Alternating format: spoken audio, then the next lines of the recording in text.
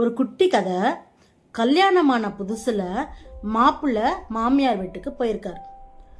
சரிங்களா? அப்போ மாமியார் மாப்பிள்ளைக்கு அற்புதமா ஒரு ஸ்வீட்டு பலகாரம் சுட்டு கொடுக்குறாங்க. அதை அவர் வாங்கி சாப்பிட்றாரு.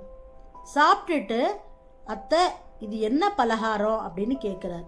உடனே அவங்க அந்த பலகாரத்தினுடைய பெயரை சொல்றாங்க. அவர் வாயில முணுமுணுத்துக்கிறார். முணுமுணுத்துக்கிட்டே அவர் சைக்கிளில் வந்தார். அந்த சைக்கிளில் முணுமுணுத்துக்கிட்டே வராரு, பலகாரத்தை சொல்லிக்கிட்டே வரார். சொல்லிட்டு வர வழியில் ஒரு ஆற்றை கடக்கிறாரு, ஒரு பாலத்தை கடக்கிறாரு. அப்படி கடக்கும்போது முணுமுணுத்துட்டே வந்த அந்த பலகாரத்தினுடைய பெயரானது மாறி போய் ஆத்திரி பாட்சா அப்படின்னு வந்துருச்சு. அப்புறம் ஆத்திரி பாட்சா அப்படின்ற அந்த பெயரோட போயிட்டு, உங்கள் அம்மா எவ்வளோ அருமையாக சமைக்கிறாங்க, நீ என்ன சமைக்கிற, அவங்க செஞ்சு கொடுத்து ஸ்வீட்டு எனக்கு வேணும், நீ செஞ்சுத்தா அப்படின்னா.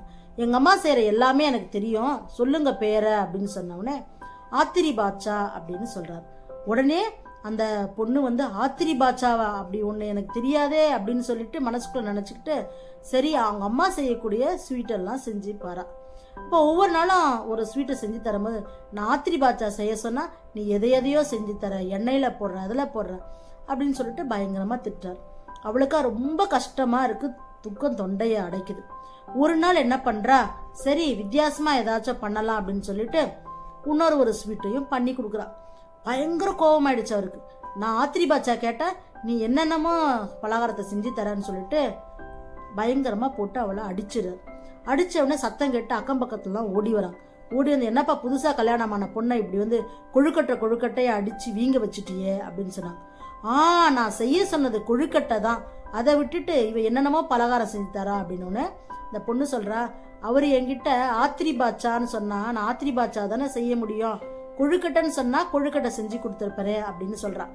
ஸோ கொழுக்கட்டை செய்யறது ஒன்றும் அவ்வளோ ஈஸி கிடையாது. அப்படின்னாலும் கொழுக்கட்டை தான் நம்முடைய பாரம்பரியமான உணவு. அதனால தான் பிள்ளையார் மோதகம் அப்படின்னு அதை தன் கையில் பிடிச்சிக்கிட்டாரு. பிள்ளையாருக்கு மட்டும் இல்லைங்க, யாராக இருந்தாலும் கொழுக்கட்டைய வேக வைத்து ஆவியில் வேக வைத்து அது சாப்பிடும்பொழுது அற்புதமான நலன்களை கொடுக்கும். நம்ம ஊர் கொழுக்கட்டையே பல விதங்களில் 20 வகை இல்லை 30 வகை கூட கிளாஸில் வந்து ஜாயின் பண்ணுங்க, கற்றுக்கலாம். ஸோ அரிசியில் மட்டும் இல்லை, கோதுமையில் செய்யலாம், ரவையில் செய்யலாம், ஏன் நம்ம வீட்டில் இருக்கக்கூடிய சிறுதானியங்களில் கூட ரொம்ப அற்புதமாக நம்ம கொழுக்கட்டைகள் தயாரிக்கலாம். ஜாயின் பண்ணிக்கோங்க. 20 வகையான கொழுக்கட்டைகள்